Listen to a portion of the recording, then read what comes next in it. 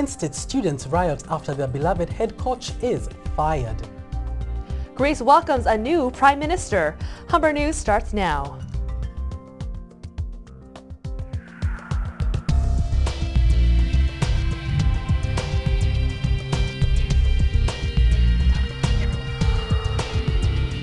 Hello, it's Thursday, November 10th. Welcome to Humber News, coming to you from the Broadcast Center here at the North Campus.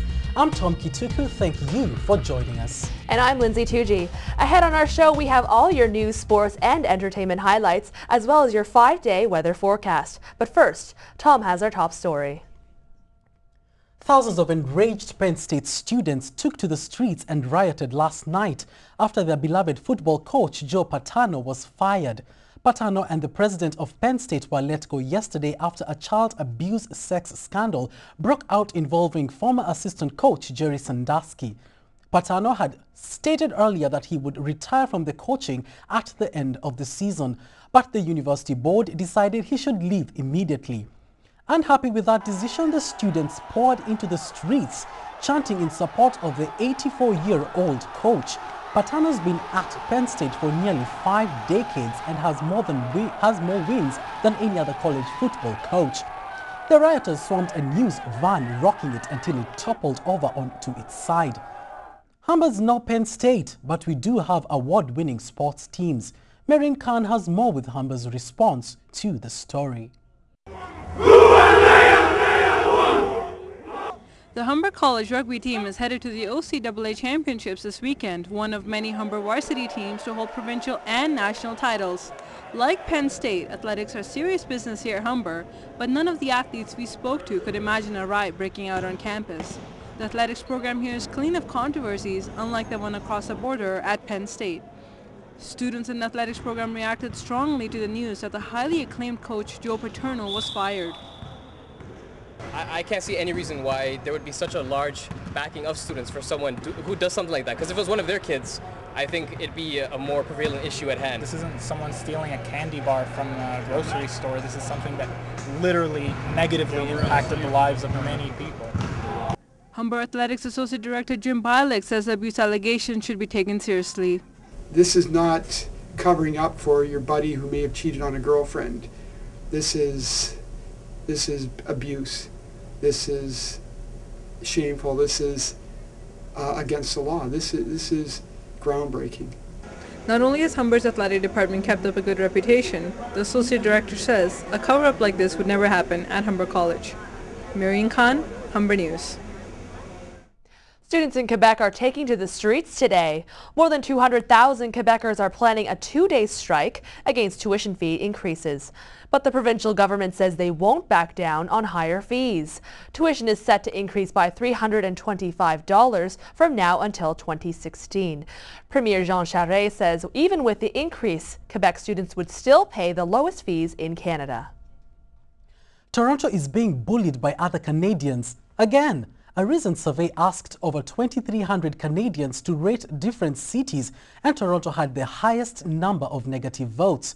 Albertans expressed the most hate for this city, with 30% of those polled showing negativity towards the city. If you're wondering which cities are the most popular, 82% voted in favor for Ottawa, while Victoria and Vancouver trailed behind. Sam the Record Man's bright neon lights may never spin again. The iconic Sam the Record Man sign has been burnt out for 4 years, ever since Ryerson University brought the landmark at Yonge and Dundas. Caitlin DeCary has details. Toronto City Council is finding it hard to fulfill their promise of remounting the Sam the Record Man sign. Council had deemed it heritage property after public outcry. Councillor Kristen Wong-Tam says there are now many issues.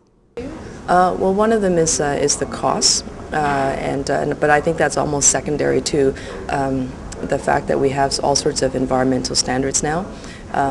The sign itself is several generations old. Ryerson University bought the property under the agreement they would put the sign back up. Part of their original contract with the city back in 2007 is that they would somehow reincorporate that sign back on the site, on the new development, or on the face of the adjacent library building. Ryerson University student Samuel Davis says the sign is an important part of Toronto history. Well, Sam the Record Man was such a historic place where people used to buy CDs, and I don't know, it's such a big icon for Toronto pop culture. After promising to put the Sam the Record Man sign back up, the city has now realized there's a lot of environmental concerns involved. The city and Ryerson University are now in discussions to find a way around this. Caitlin DeCarey, Humber News. Homeless youth in Toronto may be unfairly targeted by police. A new study suggests homeless youth may be getting unjustly ticketed by our boys in blue. This comes despite drops in the rate of panhandling and squeeging in the past 10 years. But a study done by Guelph and York universities finds the number of tickets handed out to address aggressive panhandling increased exponentially over the past decade. The study authors question whether the ticketing is part of a broader strategy to force the homeless out of public places. Tomorrow is Remembrance Day, an opportunity for all Canadians to remember those who fought and died for our country. An official ceremony will be taking place both Old City Hall and Queen's Park at 10:45 a.m. Government offices, City Hall, post offices and banks will remain closed. It will be business as usual for most businesses and shopping malls. The LCBO will open at noon and close at regular hours. Schools will remain open. Occupy Ottawa protesters say they will stay put at Confederation Park despite the 400 used needles found at the site. Ottawa police say they received a call from an anonymous source informing them of the syringes. A protester identified as Michelle Broughton says the needles were deliberately planted there to discredit the occupation by implying there was massive drug abuse. A protester at Occupy Toronto was rushed to hospital on Tuesday after a suspected drug overdose. A Manitoba judge is apologizing for his poor choice of words. But the judge who called a convicted rapist a clumsy Don Juan won't be punished by the Canadian Judicial Council. Justice Robert Dewar has apologized for his remarks for suggesting the victim's provocative clothing meant that sex was in the air.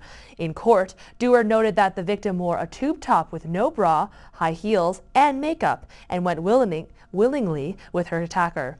The province said it feared Dewar's remarks would deter sex assault victims from speaking out for fear of being blamed for the crimes. The face of the RCMP in British Columbia, Catherine Galliford, is urging any other women who want to work for the RCMP to consider other options. Galliford is the media spokesperson and is well known for her work in the Robert Picton and Air Canada cases. Now she's making news herself. Galliford says she has experienced 6 to 10 incidents of sexual abuse in her 20 years on the force. In one instance, she remembers a superior showing her his genitals. Galliford says the RCMP needs a union. When we come back, we'll have more news from around the country and the world. Matt LaRue will have our sports, and we'll have your weather forecast with Colin Ellis. Well, it's a cool one today, but at least it's a lot drier than yesterday. I'll have your 5-day forecast right after this.